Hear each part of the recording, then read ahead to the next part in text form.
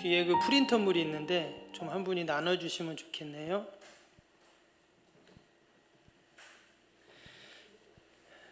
우리가 매주 찬양 예배를 통해서 전도와 관련된 지금 말씀을 우리가 계속 지금 보고 있습니다.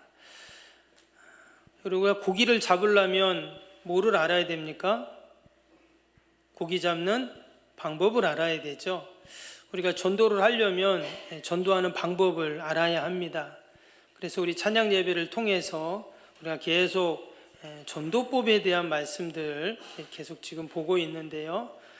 여러분 지금까지 했던 말씀 또 자료들 잘 이렇게 숙지하시고 또 다시 한번 읽어보시고 그래서 우리가 전도할 때 큰 도움과 유익이 될 수 있기를 바랍니다. 제가 다음 주부터는 우리가 전도할 때 이제 실제적으로 상대방에서 어떤 반대 의견을 아니면 다른 생각을 가지고 있을 때 우리가 어떻게 그것을 대처할 수 있는가에 대한 내용들을 또 다음 주부터는 보려고 합니다. 오늘 전도법 정확히 몇 번째인지 모르겠는데 지금 하도 많이 해가지고 오늘은 관계 중심 전도에 대해서 잠시 살펴보려고 합니다. 먼저 이 그림을 한번 보여드리려고 하는데요. 한번 PPT 한번 보여주실래요? 여러분 이게 무슨 자죠? 한문으로? 다 써놨네요. 사람 인자죠.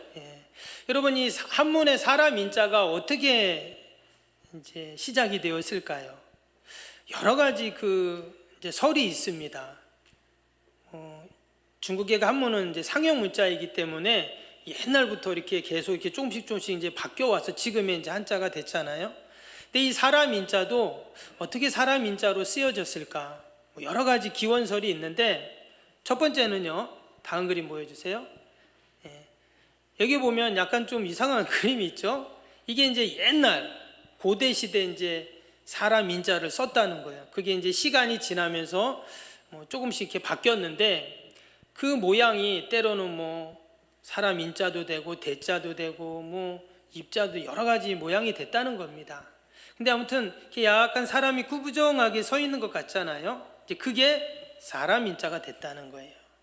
그리고 또 한 그림은 뭐냐면 다시 이거 보면 지금 어떤 사람이 어떻게 걸어가고 있죠. 이 걸어가고 있는 그 모습이 사람 인자다. 이제 이렇게도 이제 이야기를 합니다. 그럴 듯 하잖아요, 그렇죠? 걷는 모습처럼 보이죠. 또 하나는 사람 두 사람이 이렇게 기대고 있어요. 그래서 사람 인자가 두 사람이 서로 이렇게 기대고 있는 그 모습을 본따서 사람 인자라고 했다는 거예요. 이외에도 또 여러 가지가 있는데 특별히 이 그림을 보면서 어떤 생각이 드세요? 저기서 누구 한 사람 싹 비키면 어떻게 될까요? 바로 넘어지겠죠. 다칩니다. 그처럼 사람은 서로 기대면서 의지하면서 살아갈 수 있다. 그래서 옛날 고대 철학자는 아리스토텔레스가 그런 말을 했다고 해요. 사람은 사회적 동물이다 이런 말을 했죠. 사람을 동물이라고 표현한 게 조금 좋진 않지만 그만큼 사람은 혼자 살 수 있는 사람이 존재가 아니라 더불어서 공동체로 그렇게 우리는 살아가는 존재다라는 겁니다. 여러분 내가 있기까지는 나 말고 누군가가 나를 도와줬기 때문이죠. 또 나도 마찬가지입니다. 나도 혼자 사는 것 같지만 또 누군가를 늘 도와주면서 삽니다. 사람은 어려서는 부모님과 함께 살고 또 어른이 되면 내가 가정을 이루고 처자식이 있죠. 또 학교에서는 친구들이 있고 직장에서는 동료들이 있고 또 사회에 여러 사람들과 서로 어울려서 사는 게 우리의 모습입니다. 근데 여러분 전도도 마찬가지라는 거예요. 전도는 우리의 삶의 모습은 완전히 뒤로 하고 전도는 따라하고 이게 아니라 전도도 지금 우리의 모습과 똑같다는 거예요. 지금 가장 전도법 중에 많은 전도법이 있다고 했는데 그 중에 아주 곽강을 받는 전도법이 뭐냐면 바로 관계 전도법이라는 겁니다. 제가 예전에 혹시 오이코스 전도법 한번 말씀을 드렸는데 기억나시는가 모르겠어요. 헬라어로 오이코스라는 단어가 있는데 그게 집이라는 뜻이에요. 그래서 오이코스 전도법이라는 거는 내가 집, 또 가족, 친척, 또 내는 친구, 지인들을 이렇게 전도하는 거, 이것을 오이코스 전도법 또는 관계 전도라고 이제 그렇게 이야기할 수가 있습니다. 미국에 하이 데저트 교회라는 큰 교회가 있어요. 캘리포니아에 있는데 원래 이 교회가 한 100명 남짓 모이는 교회였다고 합니다. 근데 이 교회가 20년 만에 10,000명이 모이는 교회가 되었어요.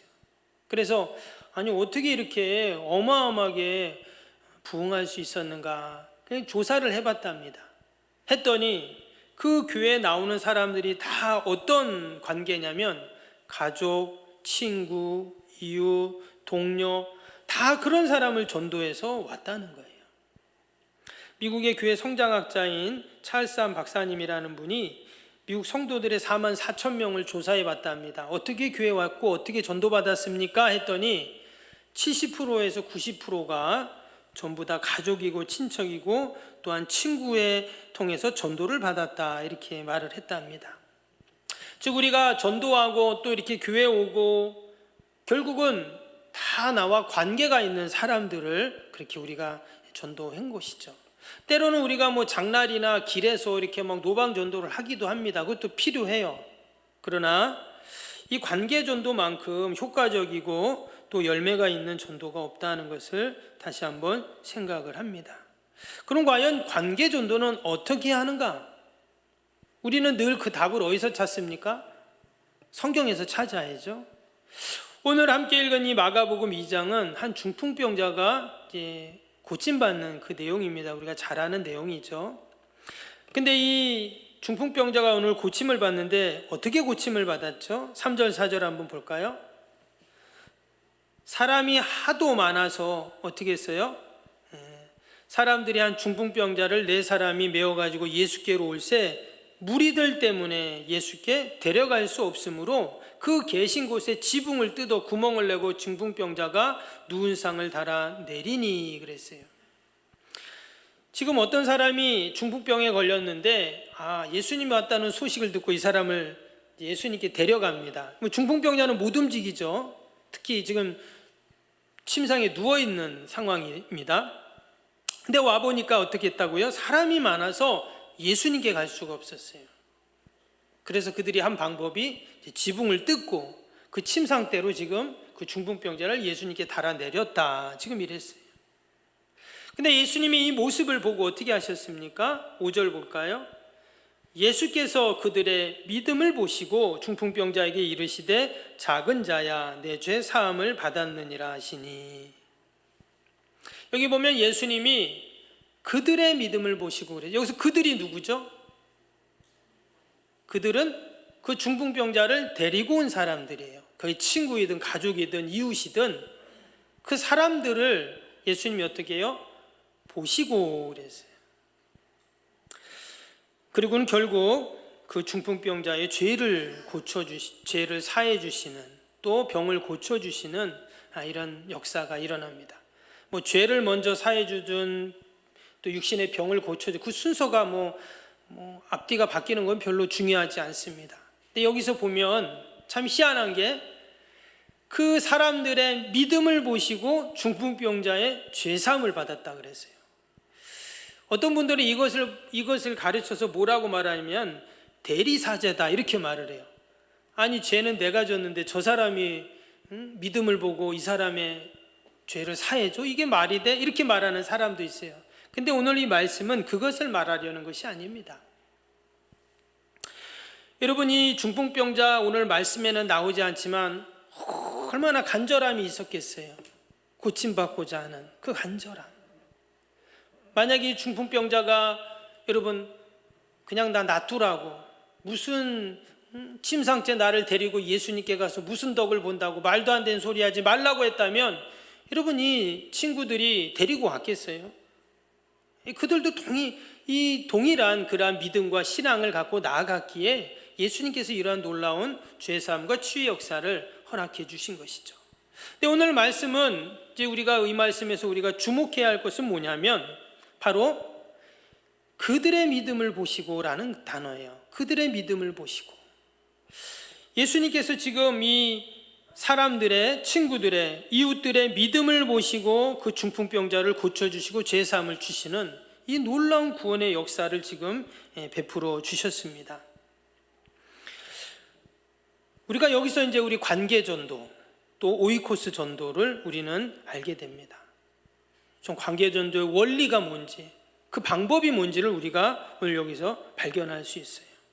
첫 번째로 이 관계 전도는요, 그 전도 대상자에 대해서 공감하는 거예요. 공감하는 거. 오늘 3절 다시 한번 볼까요? 3절 말씀에 보시면 사람들이 한 중풍병자를 4사람이 메워가지고 예수께 올세 그랬어요. 그리고는 4절에 무리 때문에 예수께 데려갈 수 없으므로 그곳에 지붕을 뜯고 구멍을 내고 중풍병자 누운 상을 달아내렸다 했어요. 지금 사람들이 너무 많아서 예수님 앞에 이 병자를 데려갈 수 없으니까 이 사람들이 기발한 아이디어를 냈어요. 그 아이디어가 뭐라고요? 지붕으로 올라가자, 지붕을 뜯자, 침상째 내리자. 여러분, 지금 이 구멍을 내려서 침대가 내려오려면 얼마나 큰 구멍이 이제 뚫어야 되겠어요? 거의 지붕을 다 뜯었다고 해도 과언이 아닌데, 여러분, 그 순간 어떤 일이 일어날까요? 집주인이 난리가 나겠죠. 그리고 지금 집 안에 사람이 있는 거잖아요. 예수님도 있고. 그러면 여러분, 집 안에 있던 사람들이 가만히 있겠습니까? 뭐 지붕이 막 그냥 다 떨어지고 막 소리가 나고 뭐 부스러기가 떨어지고 분명히 그랬을 텐데, 분명히 사람들이 막 소리를 지르고 화를 내고 뭐 소위 말해서 야, 믿으려면 좀 적당히 믿어, 이런 말을 할 수 있는 거예요. 그럼 왜 이 중풍병자 친구들이 이렇게까지 했는가? 바로 그 병자를 공감했다라는 거예요. 여러분, 우리가 누군가를 공감한다는 것이 참 힘듭니다. 그렇죠? 특히 경상도 사람들은 상대방을 공감하는 게 참 약해요. 다 인정하시죠? 남자고 여자고 다 보면 참 누군가를 내가 공감한다는 게 얼마나 우리가 힘든지 모릅니다. 지금 이 사람들이 한 일은요, 비난받는 그런 일입니다. 그런데 예수님은 어떻게 하셨다고요? 그들의 믿음을 보시고 그랬어요. 예수님은 그것을 믿음이라고 여기셨습니다. 왜 저렇게까지 할까? 그 누워있는 그 침상에 있는 그 중풍병자가 너무 불쌍한 거예요. 이렇게 인생 끝날 것 같으니까 너무 불쌍해서 그 사람을 데리고 지금 예수님께 데려가면 혹시 뭔 방법이 있지 않을까 하는 마음으로 지금 데리고 온 것이죠. 여러분, 우리가 다른 사람을 공감할 때 하나님은 그것을 믿음으로 보시는 줄로 믿습니다. 힘들어요, 그게. 다른 사람이 힘들어할 때 어떤 마음이 드세요? 야, 니만 힘드냐? 나도 힘들어. 이런 마음이 먼저 들거든요. 근데 예수님은 뭐라고요? 믿음이라고 여기셨어요. 저와 여러분이, 저도 사실 약한데 우리가 다른 사람을 늘 공감할 수 있는 저와 여러분이 되기를 축복합니다. 그래서 이상한 소리일 수도 있는데, 저는 이 말씀을 보면서 야, 과연 내가 뜯어야 할 지붕은 뭔가? 내가 뜯어야 할 지붕, 그러니까 내가 공감해 주어야 할 사람은 누군가 하는 것을 다시 한번 생각을 해봅니다. 제가 예전에 들었던 그 간증이 생각이 나요. 그 부산의 세계로교회 목사님 아시죠? 그 손현보 목사님이라고 그 명지에 큰 교회 있습니다. 그 목사님이 한번 간증하는 걸 들었는데, 한 20년 동안 교회를 열심히 나왔던 이제 권사님이 계세요. 그래서 이제 권사 직분을 받았습니다. 얼마나 감사하고 막 기뻐하고 그랬는데, 어느 날 보니까 자꾸 교회를 빠져요. 그래서 왜 그런가 봤더니 이 권사님이 고추밭을 농사를 엄청 크게 지었답니다. 근데 농사를 크게 지으니까 맨날 고추밭에 가가지고 그거를 보살펴야 되는 거예요. 고추 키워보신 거 다 아시죠? 고추가 얼마나 손이 많이 갑니까? 막 농약 뿌리고 뭐하고 뭐. 그래갖고 계속 뭐 교회를 빠지고 기도해도 빠지고 뭐 그러는 거예요. 그래서 이 목사님이 기도를 하고 있는데 하나님께서 그 목사님에게 그런 마음을 주셨대요. 계속 보고만 있을 거냐, 그런 마음을 주시더래요. 그래갖고 가가지고 낫을 가가지고 그 고추밭을요 3분의 1을 다 잘랐답니다. 근데 이제 다 자를 수는 없고 미안하니까 3분의 1은 놔두고 왔대요. 그랬더니 그 권사님이 어디 갔다 왔는데 보면 고추밭 대가 다 잘라져 있는 거 보고는 놀랬다는 거예요. 도대체 어떤 놈이 이랬냐고 막 난리가 난 거예요. 그랬더니 목사님이 가셔갖고 권사님 제가 그랬습니다 했더니 아이고 목사님 그런 말씀 마시라고 내가 잡으면 가만 안 둔다고 그랬더니 정말 권사님 제가 그랬습니다 그랬다는 거예요. 예, 여러분 저는 그렇게 안 합니다. 예. 근데 그 목사님은 그렇게 했다는 거예요. 예전에 초창기 때. 그리고 나서 어떤 일이 생겼을까요? 그 권사님 딴 교회로 갔을까요? 안 갔을까요? 그 권사님이 하나님 앞에 그렇게 회개하고 하나님 앞에 목사님 하신 게 맞다고 하면서 그 권사님이 또 하나님 앞에 믿음으로 나오셨답니다. 그리고는 한참 있다가 그 권사님 집 옆에 사는 전도했고 나온 지 한 3개월밖에 안 되는 분이 새벽 기도 나왔다는 거예요. 그래서 아니 이제 교회 나오신 분이 어떻게 새벽 기도 오셨냐 했더니 그 사람이 하는 말이 저도 고추밭을 하고 있는데요 그러더랍니다. 근데 그 권사님이 그해 11명을 전도하셨대요. 여러분 우리가 뜯어야 할 지붕이 있어요. 우리의 이웃들, 또 아직도 주님을 알지 못하는 수많은 우리의 가족들, 형제들, 또 친구들, 우리가 그들을 공감하고 그들을 정말 주님 앞에 데려오려고 하는 그 간절한 우리의 신앙과 믿음이 여러분 있어야 할 줄로 믿습니다. 하나님은 그 친구들의 모습을 믿음이다 이렇게 말씀하시고 그 공감이, 그 믿음이 놀라운 역사를 이루었습니다. 또 한 가지, 두 번째는 관계전도는 섬김이 필요합니다. 오늘 5절 다시 보세요. 예수께서 그들의 믿음을 보시고 중풍병자에게 이르시되 작은 자야 내 죄사함을 받았느니라 했습니다. 지금 예수님이 친구들의 믿음을 보셨다 그랬죠. 믿음을. 근데 그 믿음의 행위가 뭐였습니까? 그 침상째 친구를 데리고 온 것, 옥상으로 올라간 것, 지붕을 뜯은 것, 또 침상때 내린 것, 지금 이거잖아요. 이것을 보셨다는 거예요. 사람들에게는 분명히 비난받을 일이었지만 예수님은 그것을 믿음이라고 하셨어요. 즉 그들의 섬김을 보시고 그것을 믿음으로 여기셨다라는 것입니다. 여러분 믿음은 어떻게 나타납니까? 섬김으로 나타나죠. 관계전도는 다른 것이 아닙니다. 내가 그 전도 대상자를 어떻게 섬겼는가, 그것이 구원의 열매의 성패가 좌우가 됩니다. 우리가 만나는 모든 이들, 아직 주님을 알지 못하는 자들이 있다면 우리가 늘 섬길 수 있는 그런 은혜가 있기를 축복합니다. 그럼 그분이 분명히 때가 되면 여러분 주님께 돌아오는, 혹시 나와 함께 교회 오지 못하더라도 누군가를 통해서는 반드시 주님 앞에 나오는 은혜가 있을 줄로 믿습니다. 한국교회 초창기 여러 일화 중에 아주 유명한 일화가 있습니다. 황해도에 신천이라는 곳에 장계교회가 있었는데 거기에 오명신 집사님에 관한 이야기입니다. 어떤 얘기냐면 이분이 교회를 가는데 남편이 그렇게 반대를 하는 거예요. 막 때리고 막 그렇게 막 성경책을 다 그냥 불태워버리고 이랬다는 거예요. 그래도 이 오명신 집사님이 열심히 신앙생활, 믿음 생활을 하고 기도하고 했어요. 한 번은 교회에서 부흥회를 하는데 또 부흥회를 참석해야 되잖아요. 근데 이 또 부신 남편이 집에 오니까 또 부인이 없어요. 또 교회 갔구나 하고는 교회로 그냥 쫓아간 거예요. 교회 갔더니 막 부흥회를 하면서 막 그러고 있는 거예요. 그래가지고 이 남편이 막 화가 나가지고 들어가가지고 보니까 자기 애기 엄마하고 똑같은 옷을 입은 사람이 저 중간에 앉아 있는 거예요. 그냥 가가지고 머리채를 잡아가지고 질질 끌고 나와가지고 교회 마당에서 그렇게 두들겨 팼다는 거예요. 근데 딱 보니까 면장 부인인 거예요. 자기 부인인 줄 알았는데 보니까 똑같은 옷을 입은 그 면장 부인이에요. 여러분 면장 부인을 두드려 팼으니 난리가 난 거잖아요.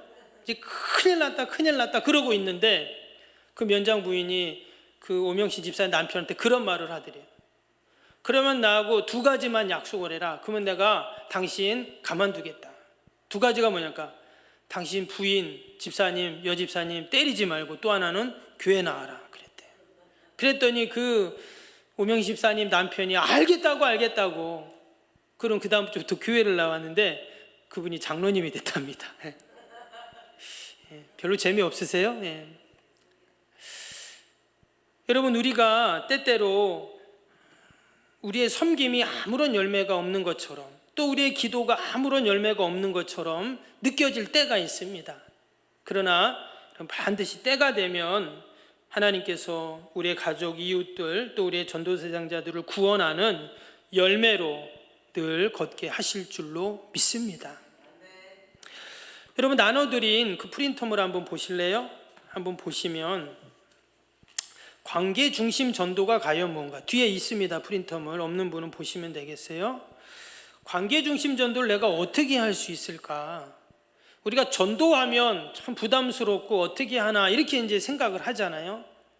그런데 그것은 내가 하는 방법, 접근 방법을 내가 잘 몰라서 그런 겁니다. 내가 마치 무슨 목사님처럼 전도왕처럼 그렇게 전도하는 게 아니라 먼저 관계를 가지라는 거예요. 그러려면 어떻게 해야 될까? 첫 번째는 마음 열기예요. 우리의 가족이나 친구라면 이미 다 마음은 열려 있을 겁니다. 그러나 내가 처음 이 사람을 만났다고 한다면 어떻게 해요? 그 전도 대상자 상대방의 마음을 열도록 그렇게 다가가야 합니다.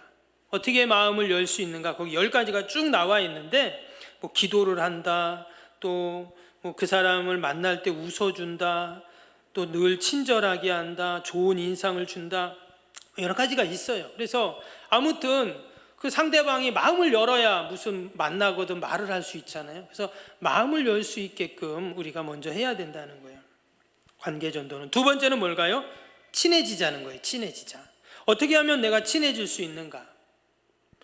그래서 여기 보면 친해지는 방법이 많이 있겠죠. 공동의 관심사를 찾아보고 또 같이 만나서 식사도 하고 또 상대방 그 대상자가 필요한 것이 뭔가를 알아보고 이렇게 해서 서로 친해질 수 있겠죠. 요즘에는 보니까 그런 사회 모임이 많아요. 무슨 배드민턴 동호회, 운동 같이 하는 거, 취미 이런 걸 또 많이 하더라고요. 그러면 당연히 친해지잖아요. 같이 운동하고 또 어디 여행 가고 같이 만남을 가지면 친해집니다. 그렇게 한 다음에 세 번째가 뭐라고요? 섬기기예요. 여러분, 처음부터 섬기기 하면 안 됩니다. 오해할 수 있죠. 그래서 먼저 마음을 열 수 있도록 또 친해지고 그 다음에 내가 이제 섬기는 겁니다. 섬김도 여러 가지가 있을 수 있어요. 기도하는 것도 사실 다 섬기는 거죠. 아니면 그분이 필요한 거, 또 그분이 도움을 요청할 때 도와주고 선물을 줄 수도 있고요. 그렇게 해서 우리가 더 섬기는 것으로 다가가는 겁니다. 그 다음에 이제 마지막 단계는 뭐냐면 친구가 되는 거예요. 친구가 된다는 말은 더 가까운 사이가 되는 것이겠죠. 우리가 친구한테는 어려움도 말하고 또 친구한테 서로 도와주고 이렇잖아요. 그렇게 해서 친구가 되어서 그를 이제 교회로 또는 모임으로 같이 이제 초청을 하는 것이죠. 그래서 꼭 이 단계가 1단계, 2단계, 3단계 이렇게 꼭 순서대로 되는 것은 아닐 겁니다. 그러나 이처럼 마음 열고 친해지고 내가 섬기고 친구 되고 이런 과정을 통해서 우리가 더 쉽게 복음을 전할 수 있다 하는 것이죠. 여러분, 한번 집에 가셔서 이것을 꼭 읽어보시고 한번 이 방법을 한번 꼭 전도할 때 사용할 수 있기를 바랍니다. 성경책에 꼽아 놓으세요. 그러면 올 한해 이 빈자리가 분명히 채워질 줄로 믿습니다. 아멘. 기도하겠습니다.